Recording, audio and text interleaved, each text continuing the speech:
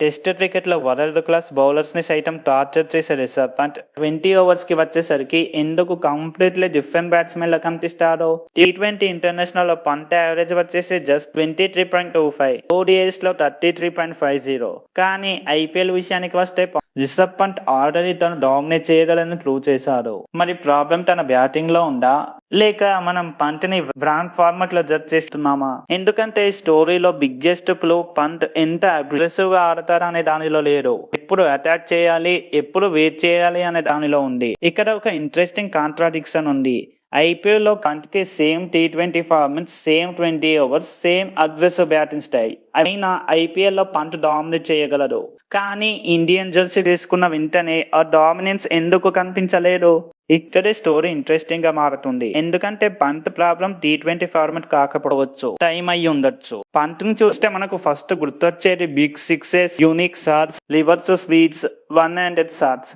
కానీ కానీ power Pant biggest weapon కాదు. తన బిగ్గెస్ట్ వెపన్ వచ్చేసి అన్ప్రిడిక్టబిలిటీ. బౌలర్ ఒక ప్లాన్ తో వస్తాడు, పంత్ ఆ ప్లాన్ ని అబ్జర్వ్ చేస్తాడు, ఫీల్డింగ్ చూస్తాడు, బౌలర్ మైండ్ సెట్ ని అర్థం చేసుకుంటాడు, అండ్ అప్పుడే సడన్లీ గేమ్ ని చేంజ్ చేస్తాడు. కానీ ఆ థింకింగ్ బిల్డ్ అవ్వడానికి టైం కావాలి. ఫస్ట్ 10 బౌల్స్ బౌండరీ కొట్టకపోయినా ఎవ్వరు పానిక్ అవ్వరు. First 20 bowls maybe 1 or 2 boundaries రావచ్చు. కానీ 30, 40, 50 బౌల్స్ అయ్యాక పంత్ బౌలర్ ని కంప్లీట్లీ అర్థం చేసుకోవడం స్టార్ట్ చేస్తాడు. బౌలర్ ఎక్కడ బాల్ వేస్తున్నారు, ఫీల్డ్ ఎక్కడ వీక్ గా ఉంది, ఏ డెలివర్ ని అటాక్ చేయాలి, ఏ బౌలర్ మీద ప్రెషర్ క్రియేట్ చేయాలి, అండ్ అప్పుడే పంత్ తన అసలైన గేమ్ ని స్టార్ట్ చేస్తాడు. ఫీల్డ్ చేంజెస్ జరుగుతాయి, బౌలర్ లైన్ చేంజ్ చేస్తాడు. కానీ పంత్ కూడా చేంజ్ అవుతారు. ఎందుకంటే పంత్ జస్ట్ సిచ్యువేషన్ ని ఫాలో అవ్వరు, సిచ్యువేషన్ ని తన ఫేవర్ గా మార్చుకుంటాడు. దానికి పర్ఫెక్ట్ ఎగ్జాంపుల్ గబ్బా 2021. ఇండియా ముందు టార్గెట్ 328 రన్స్ ఉంది. ఆస్ట్రేలియా దగ్గర Starc, Hazlewood, Cummins, Lyon లాంటి బౌలింగ్ అటాక్ ఉంది. పంత్ క్రీజ్ లోకి వచ్చారు. ఇక్కడ ఇంపార్టెంట్ పాయింట్ ఏంటంటే పంత్ ఫస్ట్ బాల్ నుంచి అటాక్ చేయలేదు, సిచ్యువేషన్ ని అర్థం చేసుకుని సర్వైవ్ అయ్యారు, వెయిట్ చేశారు, బౌలర్ ని అబ్జర్వ్ చేశారు, అండ్ కరెక్ట్ టైం వచ్చినప్పుడు కరెక్ట్ బౌలర్ మీద అటాక్ స్టార్ట్ చేశారు.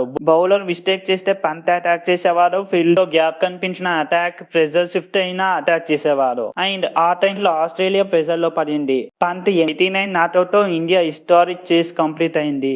పంత్ అగ్రెషన్ అంటే ఫస్ట్ బాల్ నుంచి అటాక్ చేయడం కాదు, కొన్నిసార్లు అటాక్ చేయకుండా వెయిట్ చేయడం కూడా పంత్ అగ్రెషన్ లో ఒక పార్టే. ఇప్పుడు ఓడిఐ క్రికెట్ ని కన్సిడర్ చేద్దాం. ఎందుకంటే ఓడిఐ అనేది మిడిల్ గ్రౌండ్ లాంటిది. టెస్ట్ క్రికెట్ లో చాలా టైం ఉంటుంది, టీ20లో టైం ఆల్మోస్ట్ ఉండదు. కానీ ఓడిఐలో power play, middle overs, death overs ఉంటాయి. ఇక్కడ ప్రతి పేస్ కి డిఫరెంట్ డిమాండ్ ఉంటుంది, అండ్ పంత్ కి ప్రతి పేస్ లో డిఫరెంట్ డిసిషన్స్ తీసుకోవాలి. అటాక్ చేయాలా, వెయిట్ చేయాలా, రిస్క్ తీసుకోవాలా, స్ట్రైక్ రొటేట్ చేయాలా. అగ్రెషన్ అంటే ఫస్ట్ బాల్ నుంచి సిక్స్ కొట్టడం కాదు.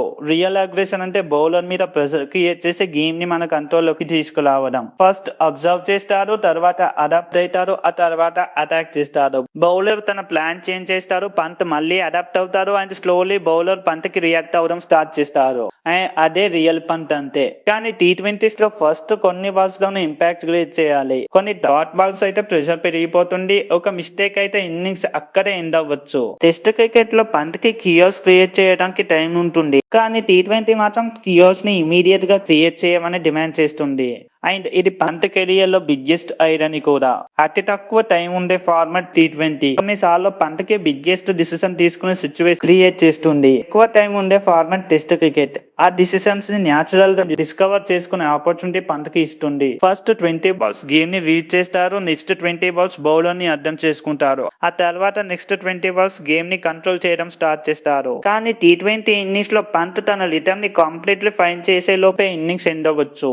అండ్ ఇప్పుడు గాలిలో జరిగిన ఆ టెస్ట్ మ్యాచ్ కి వెళ్దాం. పంత్ 69 బాల్స్ లో 66 రన్స్, అందులో 8 4s 2 6s ఉన్నాయి. ఇది ఇక్కడ ఎందుకు ఇంపార్టెంట్ అంటే ఆ 2 సిక్సెస్ లో ఒక సిక్సర్ తో పంత్ హిస్టరీ క్రియేట్ చేశారు. టెస్ట్ క్రికెట్ లో 100 సిక్సెస్ కంప్లీట్ చేసిన ఫస్ట్ ఇండియన్ ప్లేయర్ గా రికార్డ్ క్రియేట్ చేశారు. ఒకసారి థింక్ చేయండి, అగ్రెసివ్ బ్యాట్స్మెన్ కి test cricket too slow format అని మనం అనుకుంటాం, కానీ అదే ఫార్మాట్ లో పంత్ 100 టెస్ట్ సిక్సెస్ రీచ్ అయ్యారు.